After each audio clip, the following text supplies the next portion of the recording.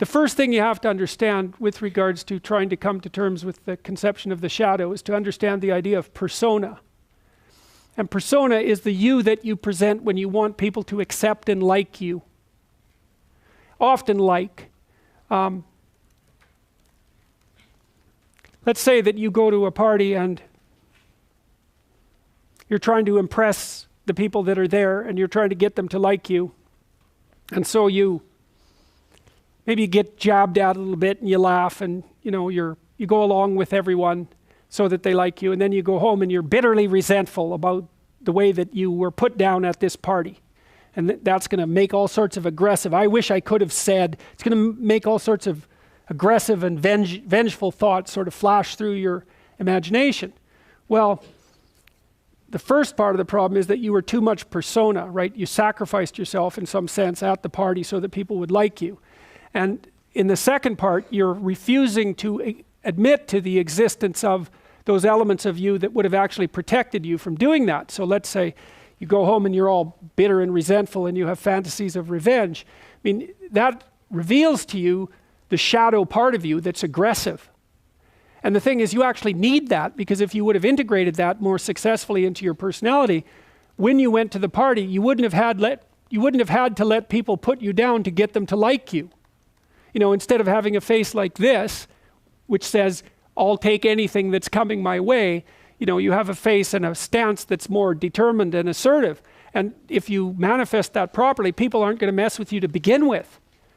But you may have already adopted a morality that says, well, I have to be likable and I shouldn't do anything that causes any conflict and I shouldn't ever, hurt anybody's feelings. And so you're just to present yourself as a punching bag, and you think that makes you a good person, but it doesn't. And there's no integration of the shadow in that situation.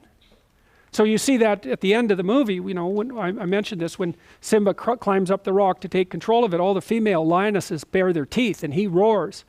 It's like that aggressiveness is integrated into him.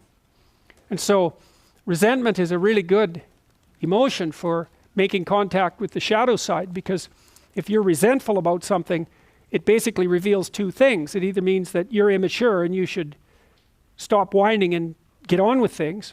Someone's asked, this often happens with adolescents who are asked, say, by their mother to clean up their room. They get all resentful about it. It's like, shut up and clean up your room. It's not that much to ask. Or, so that can be a gateway into the observation of your own immaturity.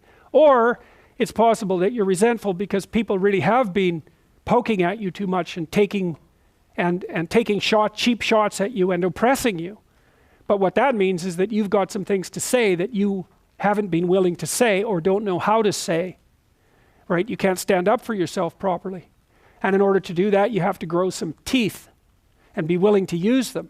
And again, that's something that might violate your morality, because you might say, well, I shouldn't be able to bite people. And the thing is, yes, you should be able to bite people hard. And if you're able to bite them, then generally you don't have to.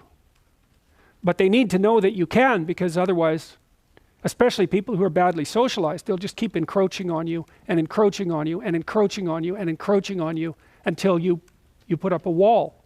Like someone who's really well put together won't do that, because they're sophisticated. But if you run into people who only have boundaries because other people impose them on them and you won't do it, you're going to be the bullied one in the office, for example. You're not going to get a raise. People aren't going to credit you with your own work. Other people are going to take credit for it. And you're going to go home angry because you're doing your best and you're trying to get along with everyone and nothing ever goes your way. Well, it's because you're a pushover. And you think that's good because you confuse harmlessness with morality. It's not right. Just because you can't do any damage doesn't mean you're moral. It just means you don't have the capability for mayhem.